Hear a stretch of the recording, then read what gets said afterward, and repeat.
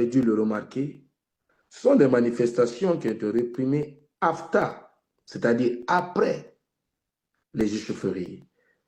Jamais pendant, c'est toujours après. C'était l'œuvre d'un commando criminel dirigé par Mamadi Doumbouya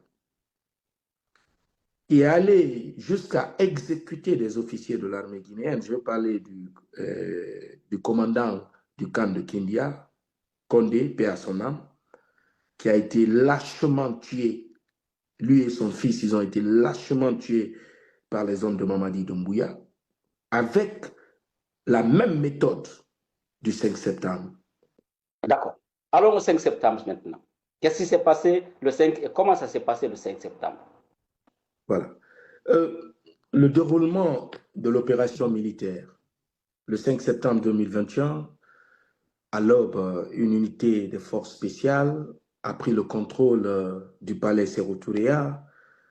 L'assaut a été mené sans affrontement, à vrai dire, dans un timing parfaitement coordonné depuis Frocaria, là où le PC était installé. Et l'anomalie stratégique qu'il faille soulever, pardon, le silence de Frocaria à Conakry. Vous savez, beaucoup ont dit qu'il y a eu, les forces spéciales ont quitté Frocaria pour venir à Kaloum. C'est faux. Les forces spéciales n'ont jamais quitté Frocaria pour venir à Kaloum. Aucune colonne militaire ne peut faire mouvement sur cette distance sans déclencher une alerte. Cela indique une neutralisation volontaire ou une complicité dans le système de sécurité nationale. C'est qu'il y a eu une complicité. D'abord, avant le 5, il y a eu la fausse alerte qui a permis au chef d'état-major d'infiltrer le palais officiellement.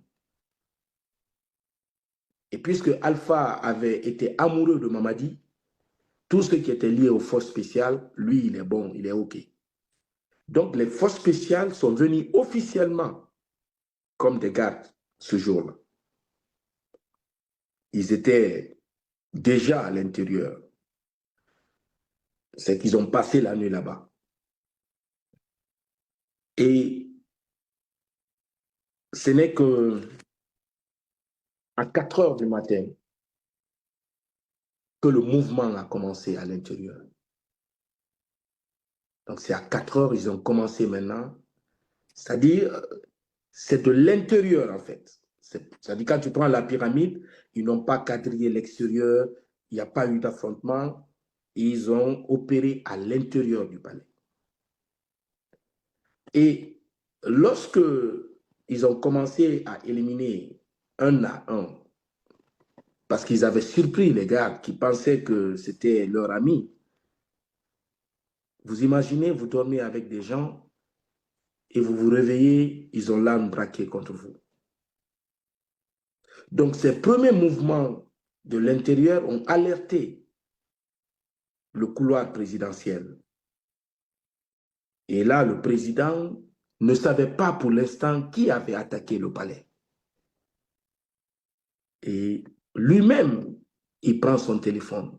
Pendant que les hommes de Mamadi cherchent Alpha, Alpha lui-même prend son téléphone pour appeler Mamadi. Pas sur le PC central, hein, le talkie-walkie, non, sur son numéro de téléphone. Les gars qui étaient là-bas n'en voulaient pas. Parce qu'une telle situation, on ne peut pas permettre à un président de passer des appels sur sa ligne personnelle. Il dit non, non, je vais appeler mon fils. J'ai appelé mon fils. Il parle de Mamadi, son fils. Il ne savait pas que c'est son fils qui était derrière le coup d'État. Alpha lui-même, il appelle son fils. Son fils lui dit, papa, tu es où? Il donne sa position. Son fils lui dit, ok, mes hommes sont en route. Parce que ceux qui étaient à l'intérieur ne savaient pas où était le vieux. Et il fallait trouver le vieux. S'ils n'avaient pas trouvé le vieux, Alpha lui-même donne sa position à Mamadi. C'est pourquoi, quand il a vu les gens venir, il a cru que c'était pour le sauver. Quand on lui a dit que, Monsieur le Président, vous êtes en état d'arrestation, il a trébuché. Il est tombé. Il était dépassé. Ouais. Maintenant qu'ils avaient le président, il fallait faire sortir le président. Ça, c'était le vrai problème. Et c'est là où Mamadi a appelé Michel. Il était aux environs,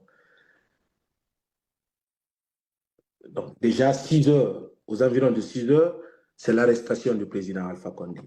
7 heures, échange de tirs avec les gardes de l'intérieur. Des témoins le signalent. 8 heures, la zone a été quadrillée maintenant par le bataillon spécial qui n'était pas encore intégré dans le coup d'État.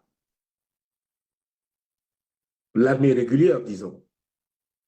Donc, c'était compliqué pour Mamadi de sortir du palais parce qu'il n'avait pas le contrôle du pont 8 novembre. C'est un jeu de poker qu'il a réussi, en fait. Parce que lui-même, il n'était pas sur le terrain. Aucun de ses officiers supérieurs n'était sur le terrain en termes de combat rapproché. Donc, je mets là. Où était Mamadi pendant que le coup d'État s'opérait? Mamadi était posté devant l'ambassade de France. Il était posté devant l'ambassade de France. Donc, au cas où ça échouait, lui, il était prêt déjà à rentrer à l'ambassade. Parce que c'était un jeu de poker, rien n'était sûr.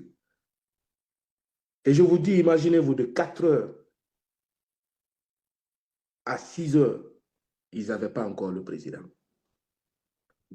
Il a fallu que Alpha appelle pour que sa position soit identifiée. Donc, Mamadi appelle, parce que ces petits-là ne pouvaient pas, les Alia ne pouvaient pas faire sortir Alpha. Bata était dans la zone, ils avaient pris toute la zone, même le pont 8 novembre. Mais vous savez, je vous ai dit la dernière fois que dans l'armée guinéenne, il y a une unité qu'on appelle l'unité blindée.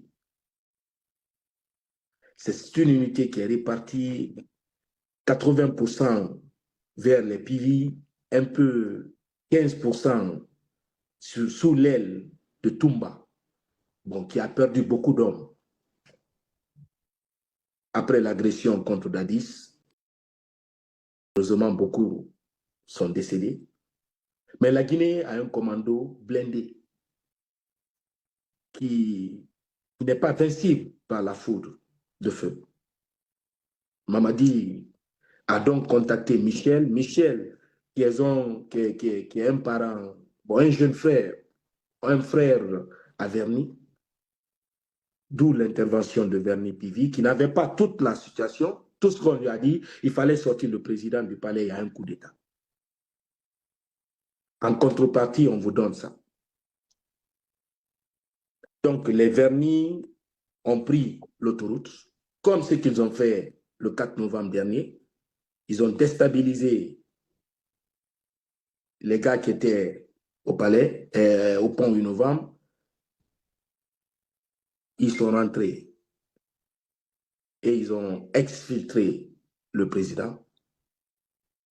Ils l'ont rendu à Mamadi. Mamadi qui avait toutes les preuves pour prouver à tout le monde que Alpha était avec lui, parce que même le jour du coup d'État, Alpha l'avait appelé. Donc voilà comment ils ont pu exfiltrer le président. Mamadi qui dit qu'il est allé à la mort, c'est faux. Il n'est jamais allé à la mort.